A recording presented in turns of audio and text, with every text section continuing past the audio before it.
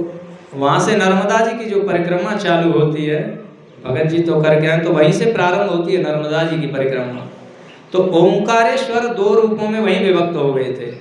एक रूप से ओम नाम धारण किया और दूसरे से जो कहा जाए स्थूल प्रणव धारण किया, अमलेश्वर यानी कि ओंकारेश्वर, ममलेश्वर, जिसे अमरेश्वर भी कह देते हैं। तो नर्मदा जी के एक किनारे पर तो वो ओंकारेश्वर हैं और दूसरे किनारे पर वो ममलेश्वर हैं, अमलेश्वर। और उसी पर्वत पर भगवान ने उसको दर्शन दिया, जो पहले अहंकार होकर के अपने मन को गर्वित किया, लेकिन भगवान के दर्शन से गर्व रहित हुआ और भगवान की भक्ति पाकर वो कल्याण का भागी हुआ। बोले ओंकारेश्वर ममलेश्वर भगवान की जय। सुतवाच नर नारायणाख्यो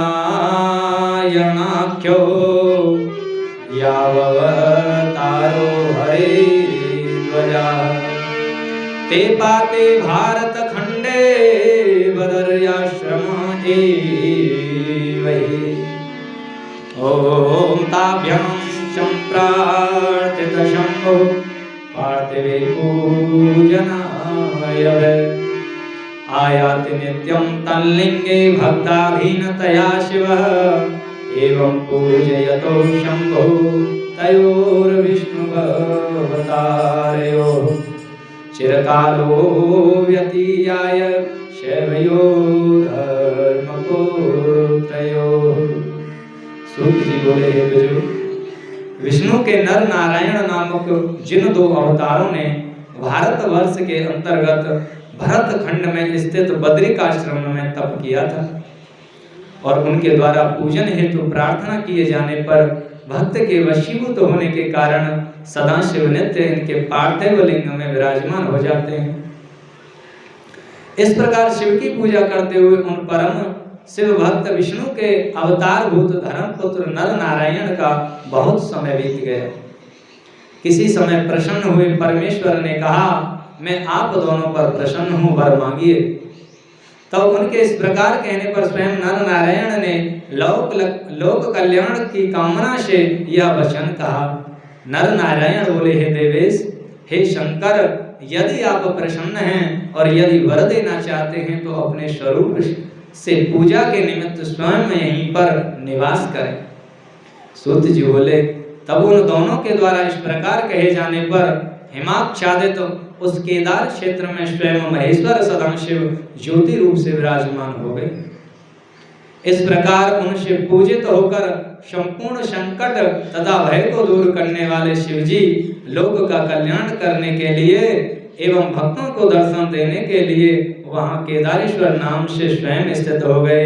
वे दर्शन तथा पूजन करने से अपने भक्तों का मनोरथ पूर्ण करते हैं।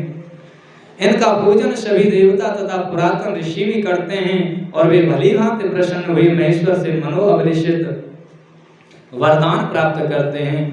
बद्रिकाश्रम में निवासी भी सदाशिव की नित्य पूजा करने का वांछित फल प्राप्त करते हैं, क्योंकि वे सदाशिव सदैव अपने भक्तों का मनोरथ पूर्ण करने वाले हैं। उस दिन से लेकर जिसने भी भक्ति के साथ केदारेश्वर की पूजा की, उसे स्वप्न में भी किसी प्रकार का कष्ट नहीं हुआ। पांडवों को देखकर जिन्होंने माया से महेश का रूप धारण कर पलायन किया था, और जब उन पांडवों ने महेश रूपधारी उन शिव को तथा उनकी पूंछ को भी पकड़ ली, तब वे उन पांडवों के प्रार्थना करने पर नीचे की ओर मुख कर वहां स्थित हो गए। भक्त वत्सल नाम वाले सदाशिव उसी रूप से वहां विराजमान हुए। उस रूप का सिरोभाग नेपाल में प्रकट हुआ और उसके बाद शिवजी ने उन्हें पांडवों को पूजन करने की आज्ञा प्रदान की। तब उनके द्वारा पूजित होकर शिवजी ने उन्हें अनेक वरदान दिए और स्वयं वहां स्थित हो गए। पांडव भी उनकी पूजा कर प्रसन्न होकर सभी मनोवांछित फल प्राप्त करके समस्त दुखों से मुक्त होकर वहां से चले गए। भारतवासी लोगों द्वारा उस केदारेश्वर क्षेत्र में साक्षात शंकर की नित्य पूजा की जाती है। जो शिव प्रेमी वहां का शिव रूप युक्त कंकड़ उन्हें प्रदान करता है, वह शिव जी के समीप जाकर उनके बस उस रूप को देखकर सभी पापों से छूट जाता है।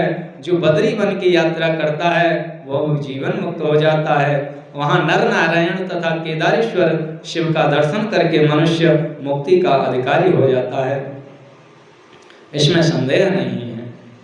केदारेश्वर के जो भक्त उनकी यात्रा करते हुए मार्ग में मृत्यु को प्राप्त होते हैं, वे भी मुक्त हो जाते हैं, इसमें संशय नहीं करना चाहिए। वहां जाकर प्रसन्नता से युक्त होकर केदारेश्वर का पूजन तथा वहां का जल पीकर मनुष्य पुनर्जन्म नहीं पाता। हे ब्राह्मणों, इस भरत खंड में सभी प्राणियों को नर नारायण तथा केदारेश्वर की भक्ति पूर्वक पूजा करनी चाहिए।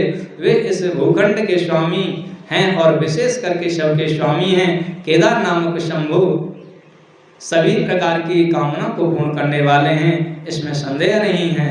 हे महर्षियों, आप लोगों ने जो बात पूछी थी वह सब मैंने कह दिया, इससे सुनने से सारे पाप दूर हो जाते हैं, इसमें संशय नहीं है। महाकाल ज्योतिर्लिंग से कहा जाए कि फिर केदार जो हमारा ओंकारेश्वर ज्योतिर्लिंग है तो इधर को है, तो अब ऐसे करते हुए भगवान यहाँ केदार खंड की जो ज्योतिर्लिंग की लीला सुनाई, जहाँ पर नर नारायण नाम से जो भगवान विष्णु के अवतार थे, भगवान शिव की उन्होंने तपस्या की।